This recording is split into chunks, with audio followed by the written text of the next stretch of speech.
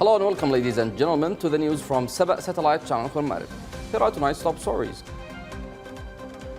President Al-Alimi sends condolences to Algeria's president over the death of former President Liamin Zerawal.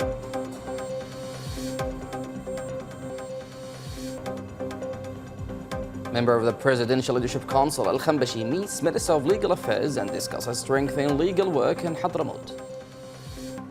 UN envoy expresses deep concerns over Houthi involvement in regional conflict, warns of escalation.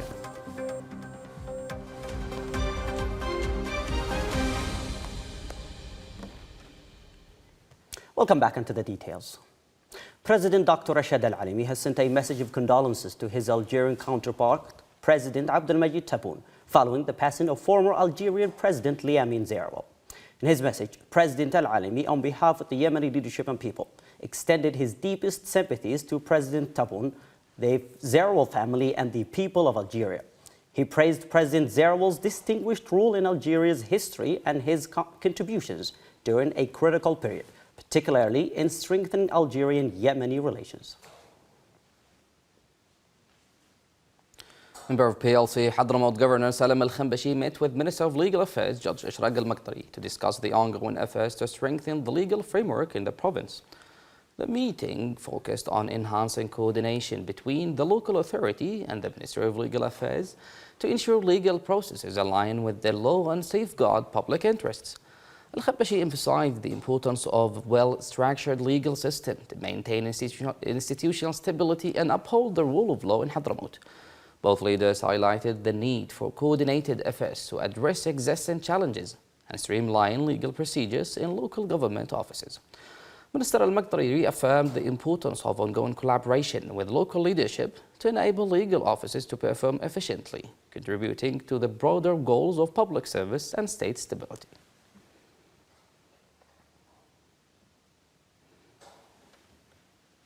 Minister of Interior General Ibrahim Haidan met with U.S. Ambassador to Yemen Stephen Fagan to discuss enhancing security cooperation between Yemen and the United States. The discussions focused on vital security projects, including the U.S. support for Yemen's border control program and the introduction of electronic visa systems. Minister Haidan praised the support provided by the U.S. government to improve the capabilities of Ministry of Interior, which is vital for maintaining security and combating terrorism. They also discussed the ongoing security plans for the temporary capital Aden, aimed at reinforcing stability and safety. Both leaders highlighted the importance of continued collaboration in training and developing the ministry's personnel to enhance Yemen's overall security efforts. Minister Haidan further emphasized the threat posed by Houthi militias, noting their dangerous alignment with Iranian agendas and the risks they pose to regional security, civilian safety, and international shipping lanes. Ambassador Fagan reaffirmed the continued U.S. support for Yemen's efforts to strengthen security, combat terrorism, and ensure stability in the region.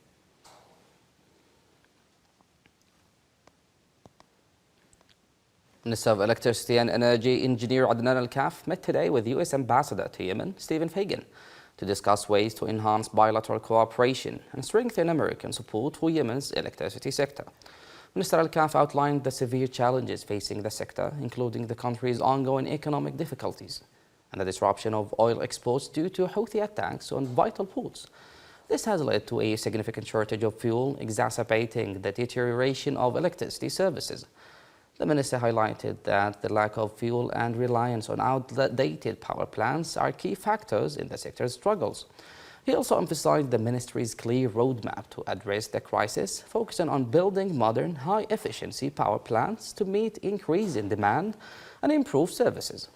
Ambassador Fagan reiterated the U.S. government's unwavering support for Yemen's stability and development, praising the Ministry of Electricity's efforts under difficult circumstances and limited resources.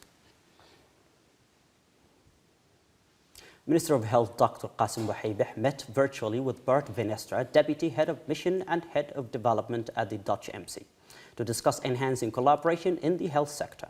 The discussion focused on Dutch support for reproductive health, family planning and workforce development, aiming to build a more sustainable healthcare system based on data-driven planning. Both sides agreed on the importance of clear execution frameworks for future Dutch support, particularly through UNICEF, to ensure resources are directed towards the most pressing health priorities. Dr. Buhaybeh emphasized the critical nature of Dutch support in addressing Yemen's healthcare challenges, highlighting the ministry's commitment to prioritizing citizens' healthcare needs. The Dutch embassy reaffirmed their continued support, focusing on improving access to essential health services, with commitment to long-term impact. Minister of Planning and International Cooperation, Dr. Afrah Al-Zuba, and Uthman Diani, Vice President of the World Bank for the Middle East, North Africa, Afghanistan and Pakistan, discussed expanding development support and enhancing key recovery priorities for Yemen. The meeting, held in Aden, focused on ongoing World Bank projects in essential services, infrastructure and institutional reforms. Dr. Al-Zuba emphasized the government's commitment to enhancing sustainable development and urged an increase in the World Bank support, especially in healthcare, education, water, infrastructure, and creating jobs for youth alongside economic empowerment for women. Both sides agreed on the need to shift focus from emergency humanitarian interventions to long-term sustainable projects and capacity building for national institutions. The Vice President of the World Bank reiterated the importance of continued partnership between the Yemeni government and development partners to ensure effective use of resources and address the most pressing needs for the population. At the 14th Ministerial Conference of the World Trade Organization, Yemen's Minister of Industry and Trade, Dr. Mohammed Al-Ashwal, reaffirmed the country's strong commitment to promoting foreign investment and supporting global trade forums. In his speech, Dr. Al-Ashwal emphasized the importance of transparency, simplifying procedures and improving the business environment, especially for developing countries. He also highlighted Yemen's continued engagement in shaping a more balanced and fair international trading system, focusing on agricultural development and sustainable growth. Dr. Al-Ashwal called for extending transition periods for the least developed countries and advocated for greater technology transfer and funding to build institutional capacities, aiming for inclusive and sustainable development.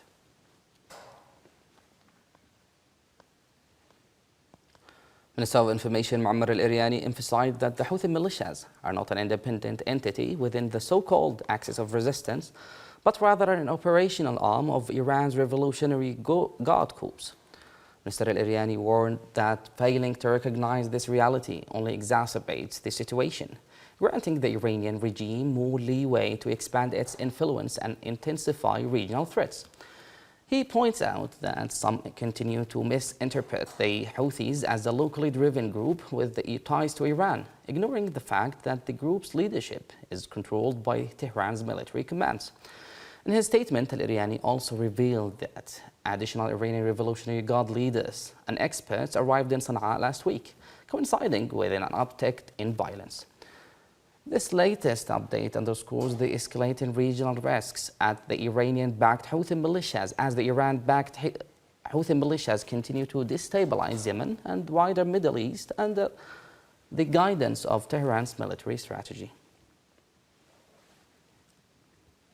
The UN Special Envoy to Yemen, Hans Gramberg, expressed serious concern following the Houthi militia's recent decision to engage in the regional conflict, supporting Iran by launching military strikes. Gramberg warned that this escalation risks dragging Yemen further into the regional war, which would complicate peace efforts, worsen the economic impact, and prolong civilian suffering. In his statement, Gramberg emphasized that no party has the right to drag Yemen into a broader conflict and urged all sides to exercise maximum restraint and halt military actions immediately. He reaffirmed his commitment to diplomatic efforts, working with Yemeni, regional and international partners to de-escalate tensions through dialogue and mediation. The UN envoy reiterated the organization's unwavering support for a just and sustainable peace in Yemen, stressing that achieving peace requires prioritizing the interests of the Yemeni people and avoiding further entanglement in regional hostilities. At the Arab League ministerial meeting, Yemen strongly condemned the recent Iranian attacks on several Arab nations, calling them a direct violation of national sovereignty and a grave threat to regional and global stability.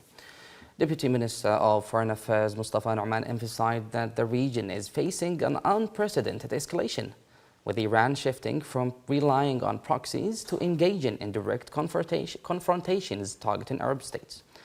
Yemen reaffirmed its unwavering support for its fellow Arab nations, particularly members of the GCC and Jordan, stressing that these attacks are a clear violation of international law and the principles of good neighborliness, highlighting the catastrophic consequences of Iranian intervention, particularly in Yemen through Houthi militias. Norman pointed out that the deep humanitarian and economic crisis this has caused. He called for a united Arab response to these threats, urging the activation of joint Arab defense mechanisms to protect the region's security and sovereignty. Yemen has been dragged into the center of a regional power struggle, with Iran using the Houthi militias as a proxy in its conflict with Israel and the United States. As the country faces economic collapse and growing humanitarian crisis, the impact on the Yemeni people continues to worsen. More details in the following report.